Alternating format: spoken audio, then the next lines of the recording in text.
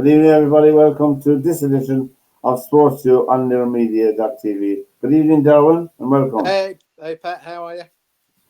And it's Monday, the 8th of September, as we're sitting here, and we're in a hiatus in the Premiership. We're in the middle of World Cup qualifiers, so to speak. And with that in mind, we usually start off with, well, France, since we were on here last Monday, France had a 2-0 win over Ukraine in their group. Italy beat Estonia 3-0. Portugal beat Armenia 5-0. Ireland drew 2-2 with Hungary, and Bosnia beat San Marino 6-0. And England beat the giants of soccer in Europe, Andorra 2-0. Andorra scored one of the goals. So, It was a shock. and I saw. I don't know what to say anyway. I don't know what to say anymore. What I saw most of the English match was Andorra. Andorra are ranked, I think, 170 or something in the world. You know, and anyway, England are top of the group with 3 wins, so they'll be definitely going to the World Cup in the United States.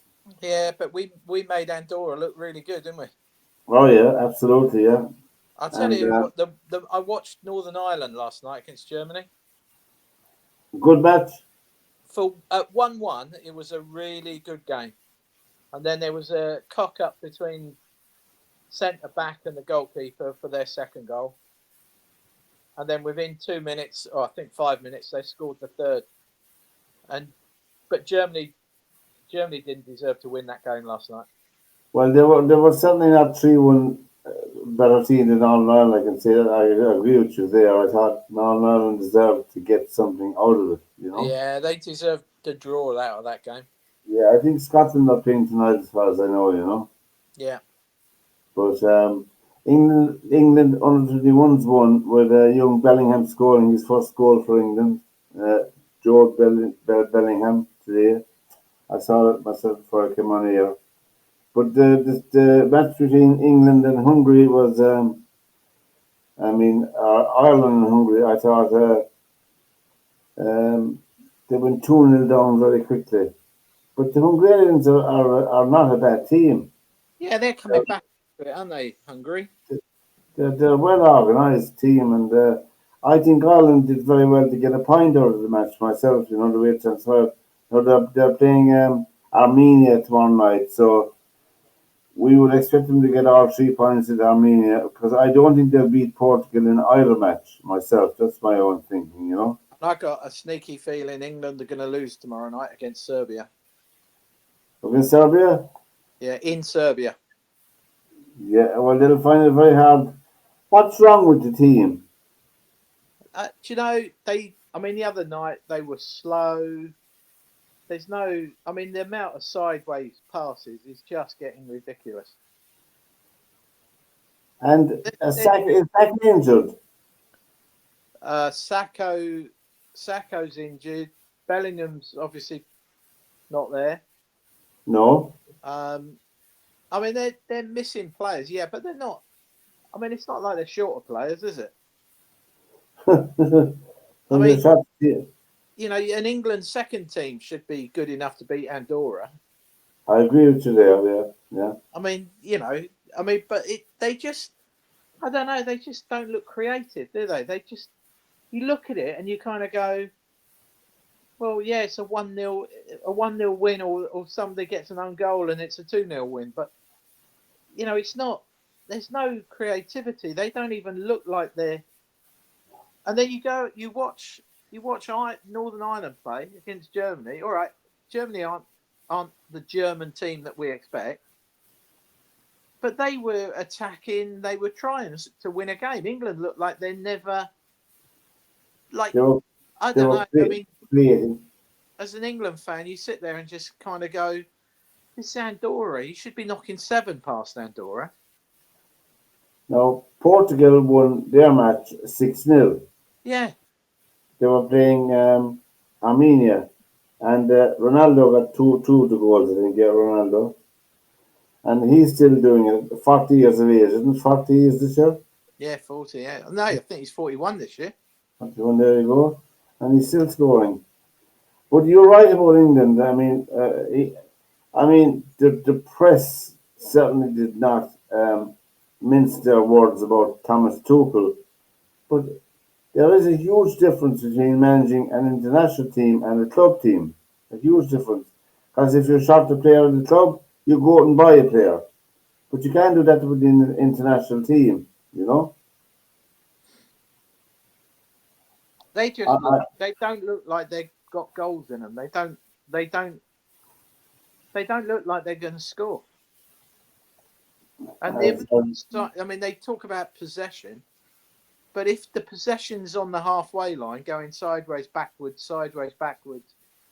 then you're never going to score a goal, are you? no, no. I I, mean, at the, I, I get really fed up with it, to be honest.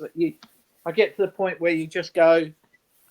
It's like tomorrow night. I'm going to watch the England game tomorrow night because I genuinely believe Serbia could beat them. But well, I'm not watching it because I'm thinking England will win. you're watching to see what type of a team they have. But if I asked anybody what style of soccer do the English team play at, I don't know what it is. No, it's just. It's so defensive and slow and you're like it's Andorra. You know, if they did that against Portugal, against Spain, against France, they're gonna get hammered. Oh, yeah. Ireland, Yeah, I mean, you know, you can pick the teams that if England get to the World Cup, which they will get to the World Cup, but you sit there and go, well, if they get drawn against Brazil, Argentina, any of the South American teams, you're going to go, well, don't know if they'll win that. And then you go, okay, so they get some of the big ones in Europe. Spain, or Yeah, France. not sure they'll beat them. And you don't sit there and kind of think, now, if they were knocking 6 or 7 in against Andorra, you'd go, well, yeah, you should be knocking those, and they're part-time players. Yeah, that's true. You know, Now, some of them have got jobs. Some of them are postmen and different things. and shearing sheep, is it? Yeah, I don't know what you get up to in Andorra, but you do sit there and think to yourself, it's like it's Andorra. You know, it's like Jesus. I mean, It's uh, it, it's you know, Grimsby, it's Grimsby Town all over again, is it? well, yeah, you do, but you do feel like that as an England fan. You kind of go, you know. So I'm saying to you about Serbia. Serbia is not going to be a walkover, and it's in Serbia. No. Well, there's more World Cup action tonight, and at the moment, Denmark are 1-0 up against Greece. Scotland are drawing away to Belarus. That match is being played in Hungary, and Kosovo are leading Sweden 1-0. Oh wow! Hmm? Croatia are beating Montenegro 1-0, and the two hotbeds of soccer, Gibraltar 0, Faroe Islands 0. Oh wow! I mean that is the two pub teams, isn't it? Israel are 1-0 up on Italy. Wow. So there you go. Now, so it's all doomed. There are teams qualified already for the World Cup. They're up on your screen there. Canada, Mexico, USA, Japan, New Zealand, Iran, Argentina, Uzbekistan, South Korea, Jordan, Australia, Brazil, Ecuador, Uruguay, Colombia, Paraguay, and Morocco. They're already qualified for the World Cup, those teams. So there you go now. We have another European and Connacht, the African teams as well, Yeah. are playing for qualifications as well. No African team has won the World Cup yet, No, but it's going to happen, isn't it? and no African team has reached the World Cup final. So it's about time that they did something there. I don't know, Well, be Cameroon or Ivory Coast, wasn't it? or Egypt. Yeah. Well, yeah, but they've only got Salah, really, haven't they?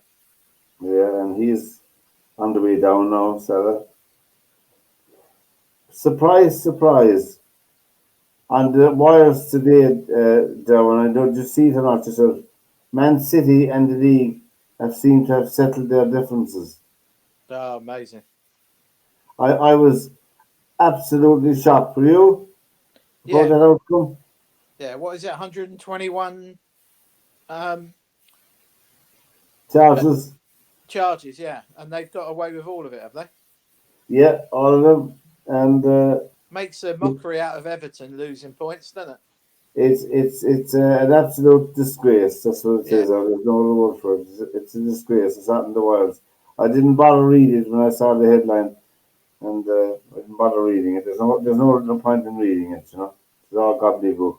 But there you go. Now I hope it cleans up the act for everybody after this. Now. Yeah, probably won't though, because they've got away Hmm? with it once. They'll get away with it again, won't they? We we'll never know. We'll never know now. We'll never know.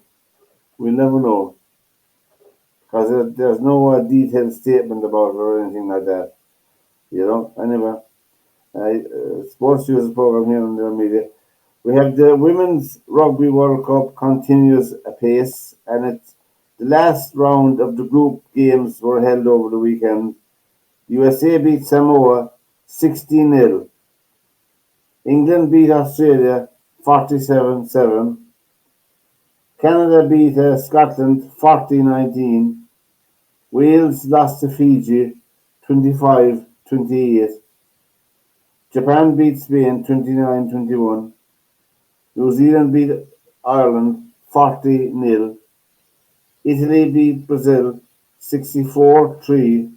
And France beat South Africa 57-10. Yeah. Now they're the last of the cricket scores, I think.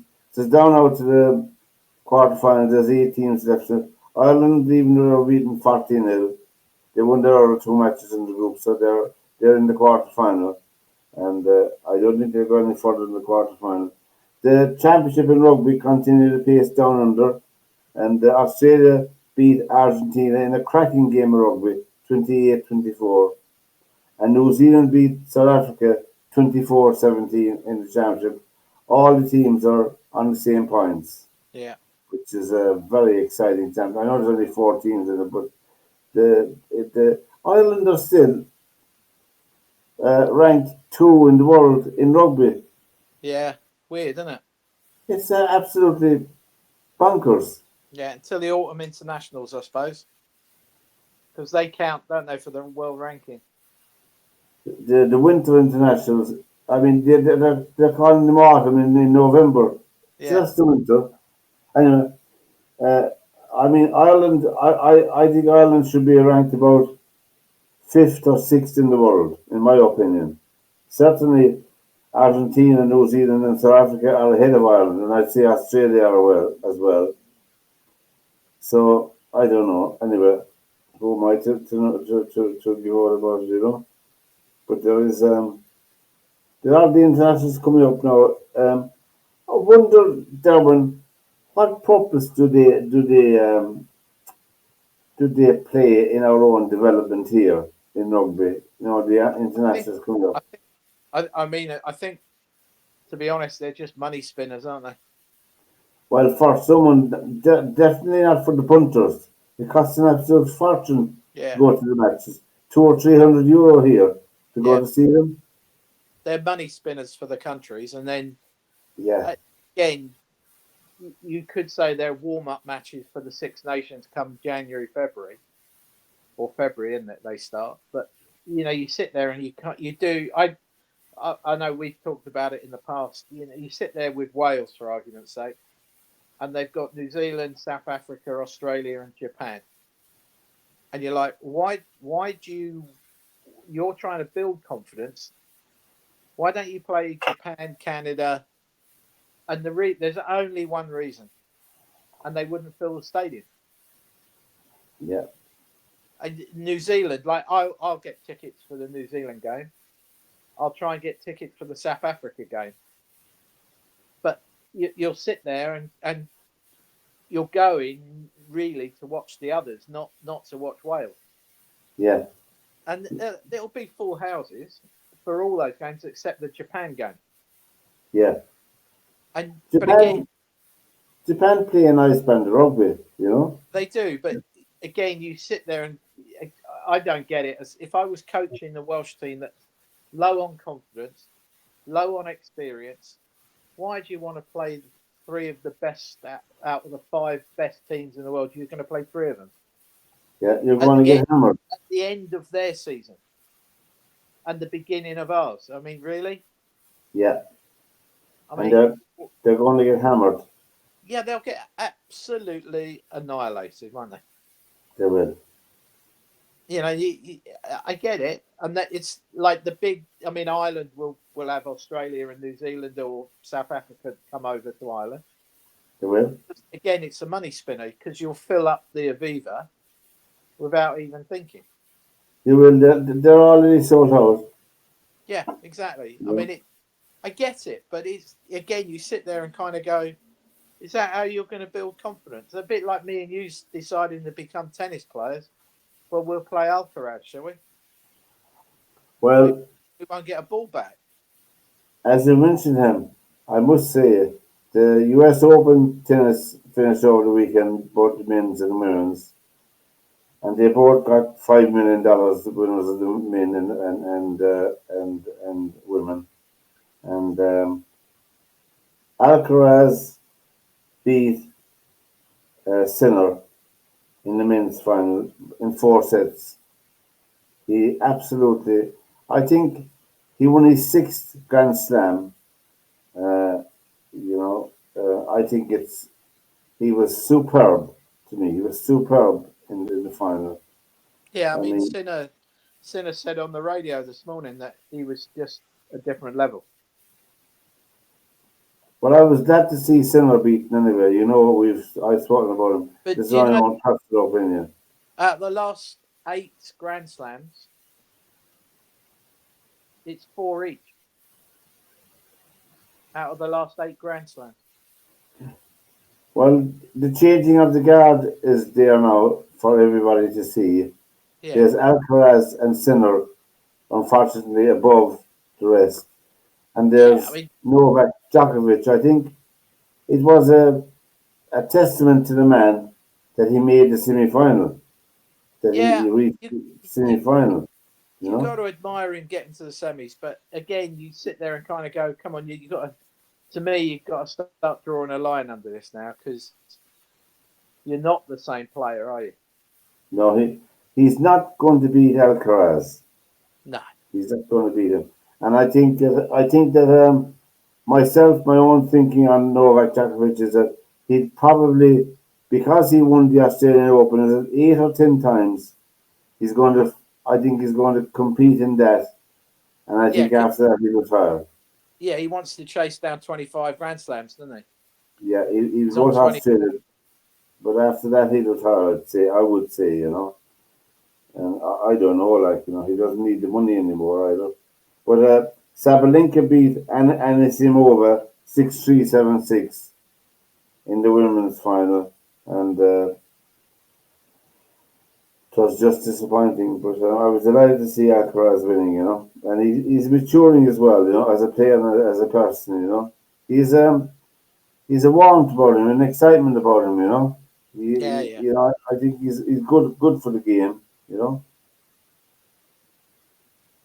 But anyway, that was there was a Formula One. The Italian Grand Prix was on over the weekend. Max Verstappen won that from Norris, Piastri, Leclerc, Russell, and Hamilton was sixth.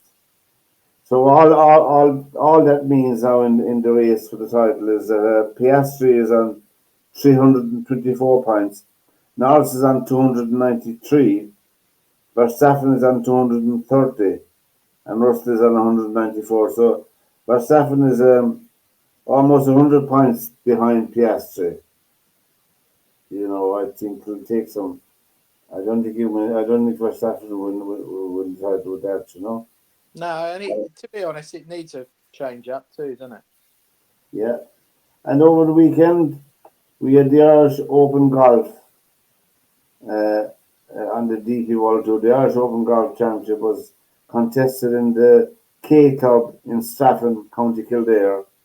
And believe it or not, it was won by Rory McIlroy in a playoff. But it's the way my son has some pictures from it. They're just showing me years about it. But I think that McIlroy had an eagle on the 18th hole to force the playoff. You know, Yeah. which was just smashing. I must hand it to him. It was smashing. You know, this is one of the tips that I got courtesy of.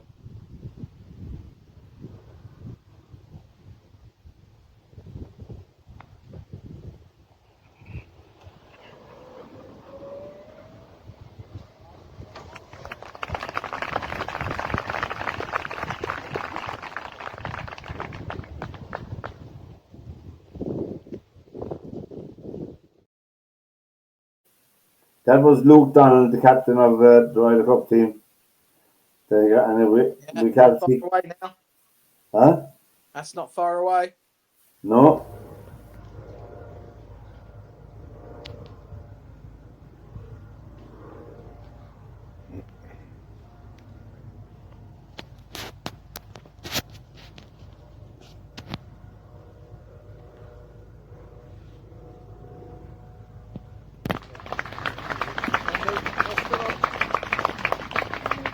Yes.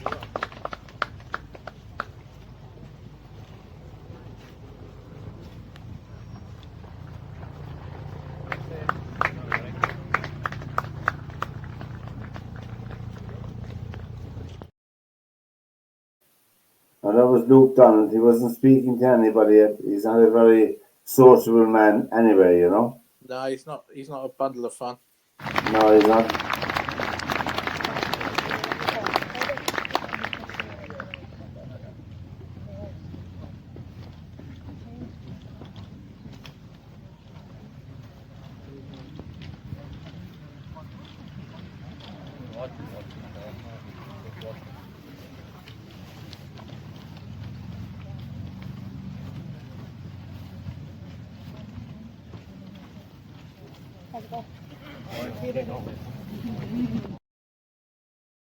That's Paddy Harrington himself. Yeah. I didn't realise, Derwynne, that as a professional golfer, you're only allowed 12 balls in your bag, is it? No, you can have as many as you want. Can you? Yeah, you can only have 14 clubs, but you can have as many balls as you want. Oh. I thought you were limited to the amount of golf balls you could have. No, it's just the clubs that are limited, but you can have as many balls as you want. Oh. Because Because there's a great story with Tiger's caddy. That's Steve. yeah, New Zealand. Yeah. That they're playing at Pebble Beach, and they get to the 18th, and there's water all the way down the left-hand side, and Tiger Woods hooks it, and it hits a rock and bounces back into the fairway. And like Steve, I can't think of his second name. He turns around, Steve Williams. He turns around, and literally Tiger goes, we better check on when we get up on the green, but see if this ball's damaged. And he didn't have any more balls in the bag. Oh. So if it had hit the rocks and gone left into the sea, he would have had to disqualify himself because he hasn't got another ball. Oh, because. And Steve Williams had left the balls on the bench outside his locker. Hadn't put them in the bag. And you couldn't go back and get a ball. No. And he couldn't borrow a ball off another player. He would have been DQ'd. That was like in the second round. Tiger then went on to win it. But at that point, there was a moment there that Steve Williams was literally like, oh no. out of a job. Yeah, could you imagine? I mean, Imagine that's the great story about Steve Williams being the if the richest. ball had gone into the water, Steve Williams was in serious trouble, as Oh, well as deep, Tiger. deep, deep, deep doo doo. Yeah. Now, this is another shot from the Irish Open.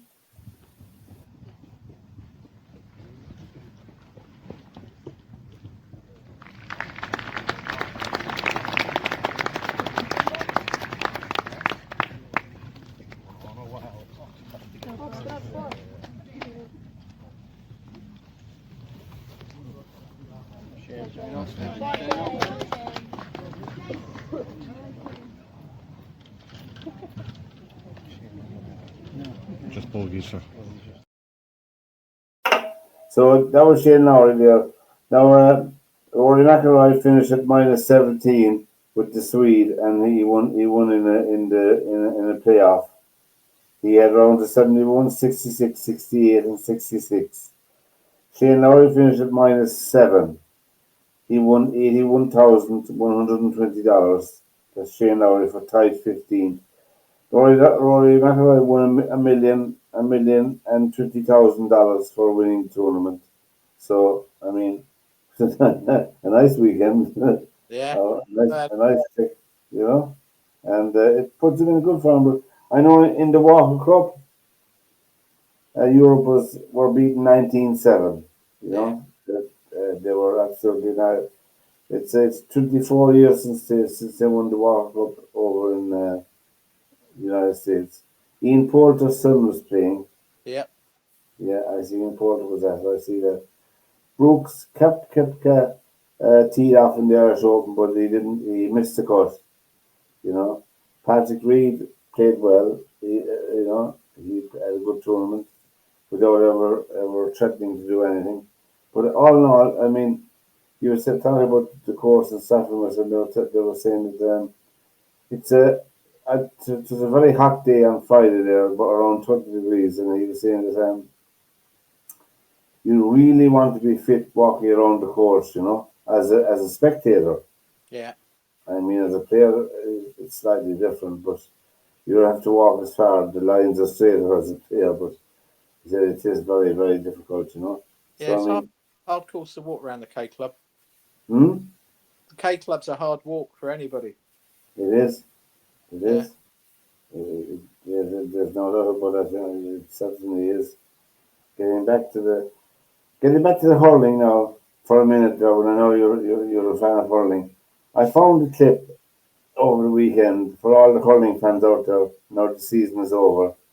It's a skill in hurling that is like skills in soccer that are gone out and no longer in it. In hurling, there's as ground hurling, they're catching the ball, you making the hurl do. And in soccer, of course, you had Danny Banshaw and Dixie Dean. I was reading about Dixie Dean. They had skills in soccer. They could do it today. But this was a goal that was scored by John Fenton of Cork against Limerick. And I was at the match. And I didn't even see the ball going into the goals until the green flag was raised. Right. And just before half time, Limerick got a point, and I remember saying to myself, we must go back up the field now and get a score just before half time to kind of go in on a bit of a high. That's touched on by Jim Cashman into space to Norris Mulcahy with Leonard Enright. Comes for John Fenton. Oh, what a brilliant goal! That's a smashing goal. The smile on John Fenton's face says it all. He doubled in the ball and bang. That was like a rock. Nobody saw that ball until it hit the net. It was just incredible, So a question for you. So behind those goals and the post, the rugby post meets football post, is there netting to stop that ball going into the crowd? There is, sure. I mean, if you got a blast of that ball to really knock your eye out, Because if he'd missed the net and that went into the crowd, that would really hurt, wouldn't it? Oh, it would knock you out cold. I mean, there was a player in the 1967 All-Ireland final. He lost his eye, at the match. You know, Wow. that's before they wore headgear. And Tomas Walsh of Kilkenny, he lost an eye, and that was tough going. You know, but that's the last serious injury I remember in hurling. You know, apart from broken fingers and broken legs, which you get in most contact sports anyway. You know, Yeah. but getting back now to the three lines on Tuesday night, on tomorrow night, Derwynne against Armenia. I think nothing less than a decisive win will do them.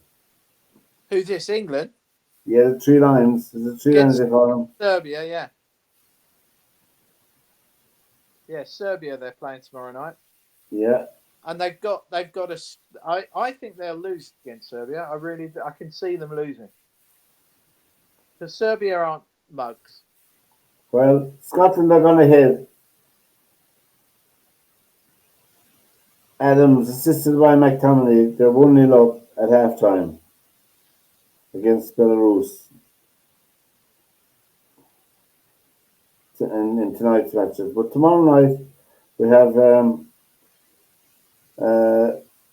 France are playing Iceland. That's England's bogey team, is it? Iceland, yeah. Yeah. Armenia are playing the Republic of Ireland, and Hungary are playing Portugal at home. And Serbia and England are playing at 7:45, and Albania and Latvia are in their group as well. I mean, they couldn't have a better group to qualify for the World Cup in. You know, they're very lucky with the draws that they have. You know, in the thing. They do get lucky, yeah. I don't know, and I mean,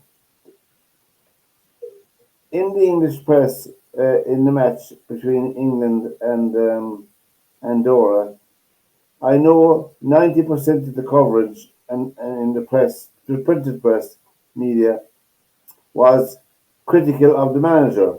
Yeah. Now, there's 11 more people to be critical of as well, or 13 or 14, or whatever you call them, you know. I do think that the team he put out against Andorra, Tuchel, there's 3 or 4 of those players not up to much. No, I just sit there sometimes and I just don't get England. They're playing Andorra. We shouldn't even be having these conversations, should we?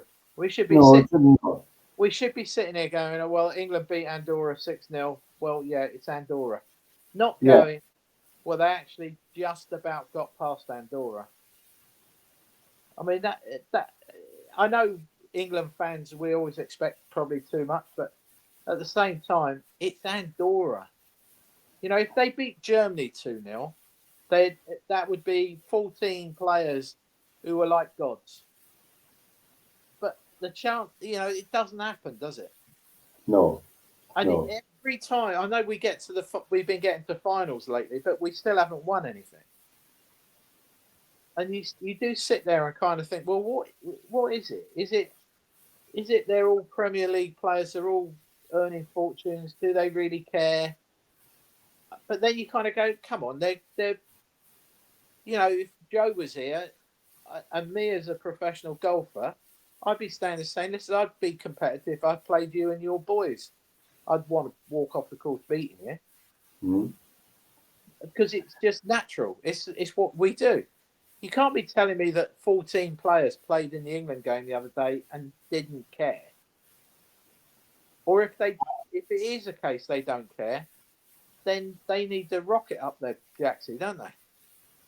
Well, I think that it's seen as a break from the grind of the Premiership for some of them certainly, and the atmosphere in the camp is different from the Premiership, and that a lot of that is down to the manager as well, to make it intense, to make it professional, to make it what it should be. There's no urgency in the team at all. No urgency, none whatever. I mean, I think they're a very poor team for the size of the country. They Very poor. Overachieved, don't they? Well, I don't think you can say that. Well, we know that, but you can't say that anymore now. I think the malaise in the English team is worse than their underachieving. It's worse I, than that.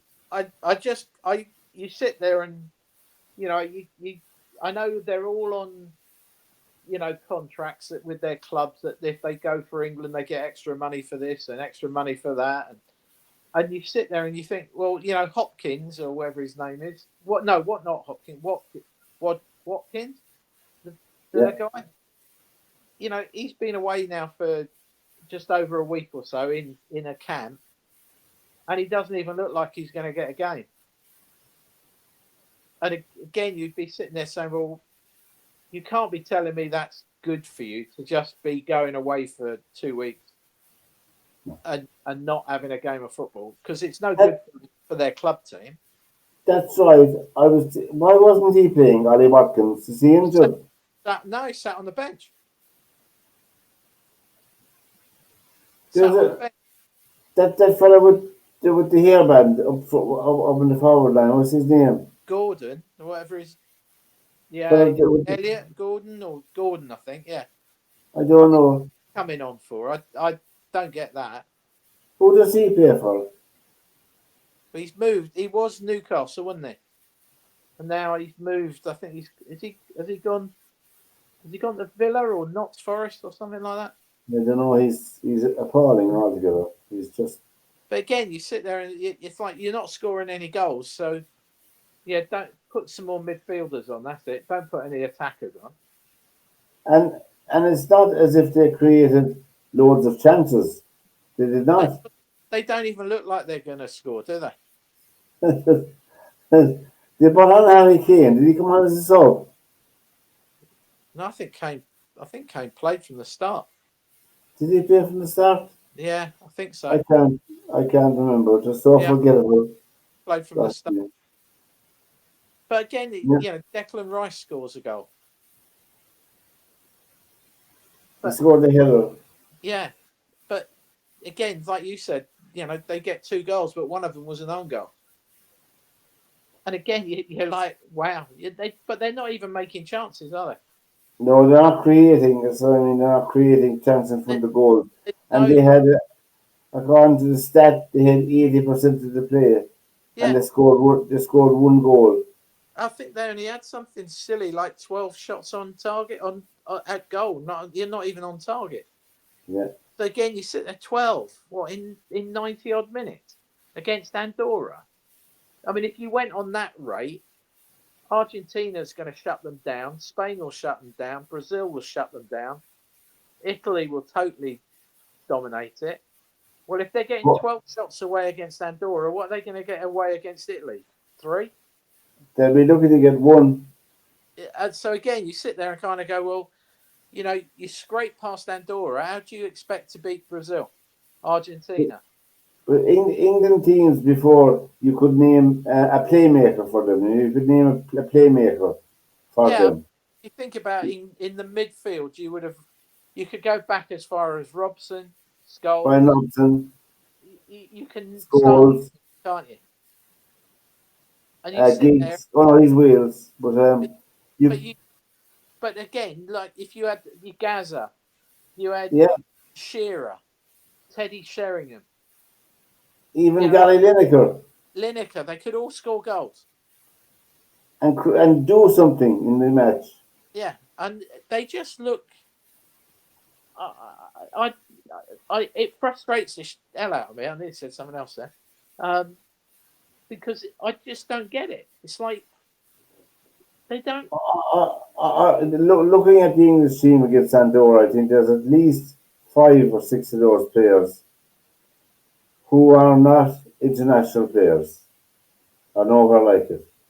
Well, either they're not good enough, or whatever the tactics are wrong. Because it's a bit of both, I suppose. That's a Premier League team going out against the 3rd division team. Yeah. And again, if you said Liverpool are going to go and play Grimsby, would you be saying Grimsby's got a chance? No. You wouldn't. Now, against Man United, Grimsby got a chance because United are poor. Yeah. But against Liverpool or Even Spurs, you'd sit there and go, Chelsea, you wouldn't give Grimsby a chance, would you? No, not in a normal situation. No, no. So again, but you sit there, and it's like we said earlier on, there's no creativity in the England team.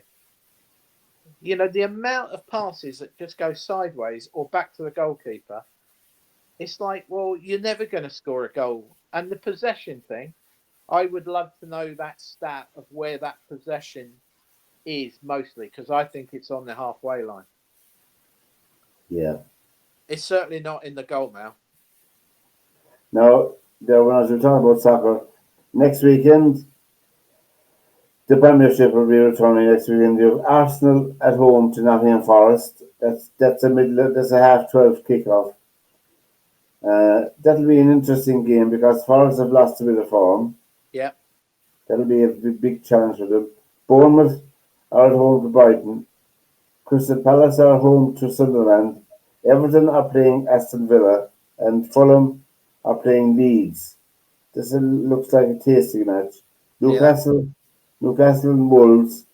West Ham are home to Tottenham, and Brentford are home to Chelsea. And then on Sunday you have Burnley at home to Liverpool.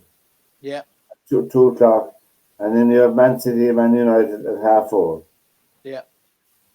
So, and that's it. That's the full thing. So I think that how will they do against Man City next Sunday? Oh God, I dread to think that could be 4-0.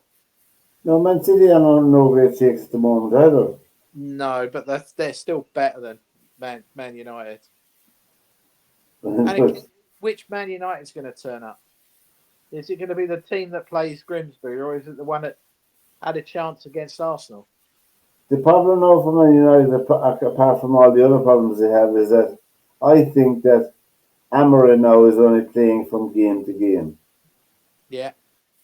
Just game to game. Just getting a team together to win this match. Yeah. Which is not a good position for a manager to be in. No, I think Amorim he's on a bit of a sticky wicket, isn't he? He is, yeah, and I think it's I don't know what's going to happen in the end, but I think next Sunday will tell a lot about the United team. Yeah, because they're away, aren't they, to City? They're away to City, and how will they play as a team? Yeah, and if you think about it, of course, the result will come down to the result, but it's also how they will play. And there isn't many of the United team or the United squad that would have been away for these World Cup qualifiers. No, well, Bruno Fernandes. Yeah, and then you're struggling then because there's none in the England team. There's no one else, is there? No. I see Onana is on the way out, is he? Well, I hope so. Yeah. But then again, the ones who've come in behind him, they're just as bad. I mean, I think our own keeper did well the other night. Kelleher did very well against Hungary. Yeah. He got off a few good saves against Hungary when we needed them, and I think that he did well. I think they won a good point. I know I would say that, but I think they did. Considering that they were 2-0 down. I know Hungary had a player sent off as well, which helped us, but nevertheless, they did play well in the second half when they had to play. I think they played better than England did. Yeah, I watched the highlights, but I mean, it did look like a more interesting. I mean, that Northern Ireland game last night was really good. Oh, it was good. I'll admit that. I mean, they were unlucky. They were genuinely unlucky, Northern Ireland, You think about, you're sitting there and thinking about Northern Ireland. Their pool of players to choose from is so small. Yet they play, all right, they're not playing a good German team, but at the same time, they made a game out of it. Yeah. I mean, let's face it, if England beat Andorra 1-0 with Declan Rice's goal and the own goal didn't happen, I mean, you can't sit there and say, well, it's a win, But yeah, it's a win. But I mean, you should be just destroying Andorra, shouldn't you? Sure, yeah, sure. Well, all will be revealed next. Well, tomorrow night for all England fans. Tomorrow night at 4:30, England are playing the hotbed of soccer in part two, Armenia, and they already played Andorra and Armenia. Oh no, Serbia they're playing. Serbia tomorrow, yeah. Ireland are playing Armenia. Let Yeah. me not get ahead of myself. Italy have equalised against Israel, so it's 1-1 now in that group match. Anyway, so Derwynne, for this edition of SportsView, from Derwynne Honan and for myself, until we meet again next Monday night, we'll be back with a full roundup of Premiership and all the other people as well.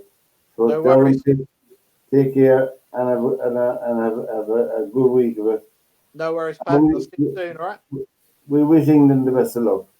Bloody hell, we need it.